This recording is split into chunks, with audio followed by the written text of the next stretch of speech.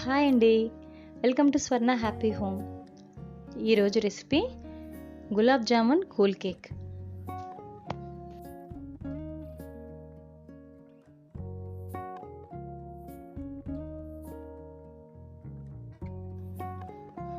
ఈ కేక్ చేయడం కోసం ముందుగా ఒక కేక్ ప్యాన్లో కొంచెం ఆయిల్ వేసి అన్ని వైపులా అప్లై చేసుకోవాలి. తర్వాత బటర్ పేపర్ కూడా ఉంచి మరొకసారి గ్రీస్ చేసి పక్కనుంచుకోవాలి. ఓవెన్ లేకుండా బేక్ చేసేటట్లయితే ఒక వెడల్పాటి ప్యాన్లో ఉప్పు కానీ ఇసుక కానీ వేసి దీనిపై స్టాండ్ లాంటిది ఉంచి మూత పెట్టి ఒక 10 నిమిషాల పాటు ఈ ప్యాన్ని లో హీట్ మీద ప్రీహీట్ చేసుకోవాలి. ఈ 10 నిమిషాల్లో మనం కేక్ బ్యాటర్ని తయారు చేసుకోవచ్చు. ఒక అరకప్పు పంచదారని గ్రైండర్లో మెత్తగా గ్రైండ్ చేసి ఒక మిక్సింగ్ బౌల్లోకి తీసుకోవాలి. దీనిలో అరకప్పు పెరుగు వేసి ఒక 2 నిమిషాల పాటు బాగా కలుపుకోవాలి. ఇక్కడ పెరుగు మరి నీరులా కాకుండా కొంచెం గట్టి పెరుగు తీసుకోవాలి. తర్వాత దీనిలో పావు కప్పు నూనె వేసి ఒక 2 నిమిషాల పాటు బాగా కలుపుకోవాలి.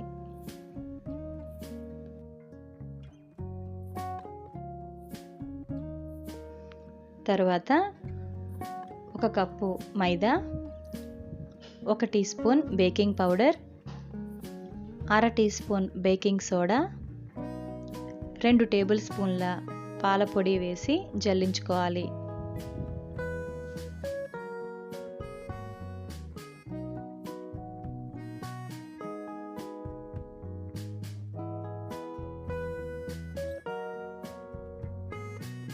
వీటన్నిటిని కూడా మెల్లగా కలుపుకోవాలి.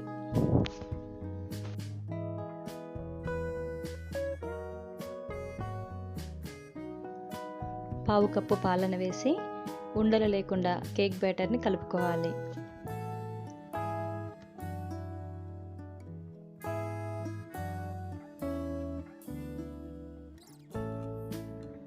తరువాత దీనిలో ఒక అర టీ స్పూన్ ఫ్రెష్గా తయారు చేసిన యాలకుల పొడి, పావు టీ స్పూన్ వెనిల్లా ఎసెన్స్ వేసి కలుపుకోవాలి. వెనిల్లా ఎసెన్స్ వేయకపోయినా పర్వాలేదండి, యాలకుల పొడి వేసుకుంటే సరిపోతుంది.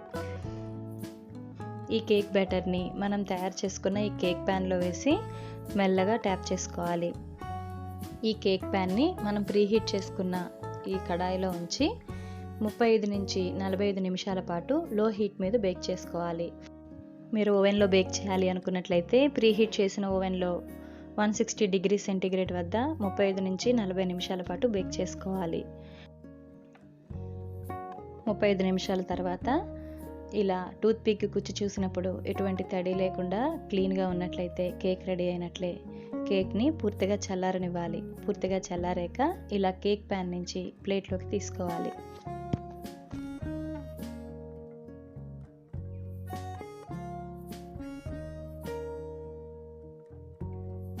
తర్వాత కేక్ని ఇలా లేయర్స్గా కట్ చేసుకోవాలి. ఇక్కడ నేను 2 లేయర్స్కి కట్ చేశానండి. మీకు ఇష్టమైతే 3 లేయర్లుగా కూడా కట్ చేసుకోవచ్చు.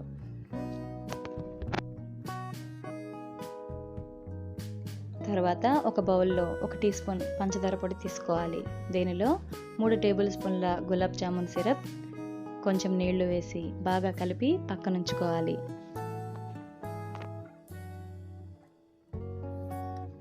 తర్వాత ఒక బౌల్లో కొంచెం ఐస్ క్యూబ్స్ తీసుకొని దానిపై మరొక పెద్ద మిక్సింగ్ బౌల్ ఉంచి దానిలో 1 కప్పు చల్లటి విప్పింగ్ క్రీమ్ వేసుకోవాలి. దీనిని మీడియం స్పీడ్ మీద బీట్ చేసుకోవాలి.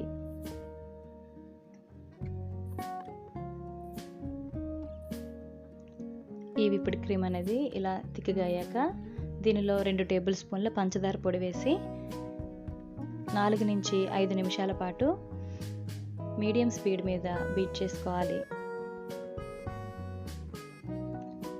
ఇలా స్టిఫ్ పీక్ వచ్చేంత వరకు బీట్ చేసుకోవాలి.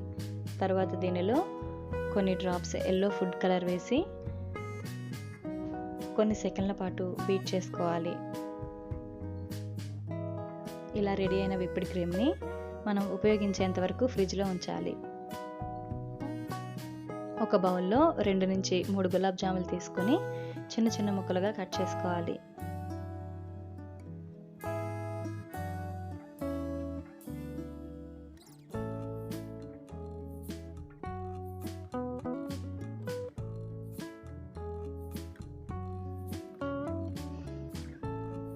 తర్వాత మనం కేక్ డెకరేట్ చేయడం కోసం ఇలా ఒక ప్లేట్పై కొంచెం విప్డ్ క్రీమ్ అప్లై చేసుకోవాలి. ఇలా అయితే కేక్ కదలకుండా స్టడీగా ఉంటుంది. దీనిపై కేక్ ఒక లేయర్ని ఉంచి మనం తయారు చేసి ఉంచుకున్న షుగర్ సిరప్ని ఈ కేక్పై క్లిప్లో చూపించినట్లుగా వేసుకోవాలి.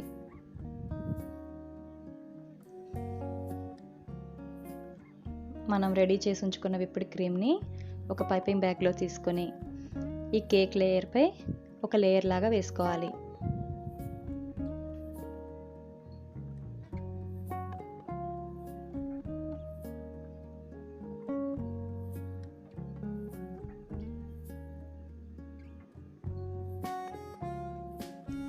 తర్వాత మనం కట్ చేసుకుంచుకున్న ఈ గులాబ్ జామున్ పీసెస్ని కూడా ఒక లేయర్ లాగా వేసుకోవాలి.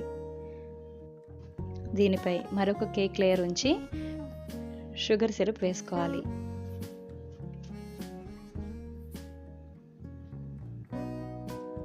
ఇప్పుడు కేక్ మొత్తాన్ని కూడా విప్డ్ క్రీమ్తో కవర్ చేయాలి.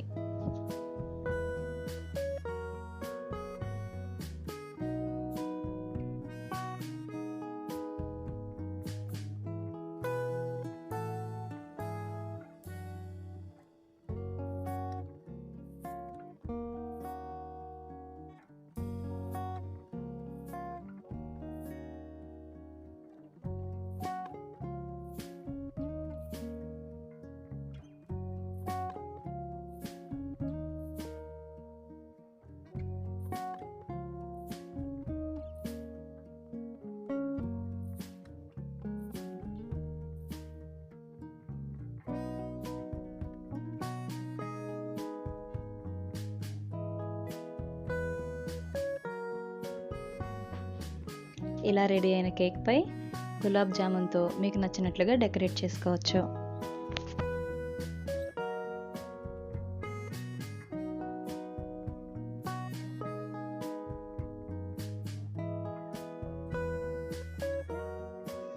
బాదం, పిస్తాని క్లిప్లో చూపించినట్లుగా స్లైసులుగా కట్ చేసుకునేటట్లయితే కేక్పై డెకరేట్ చేసుకోవడానికి బాగుంటుంది.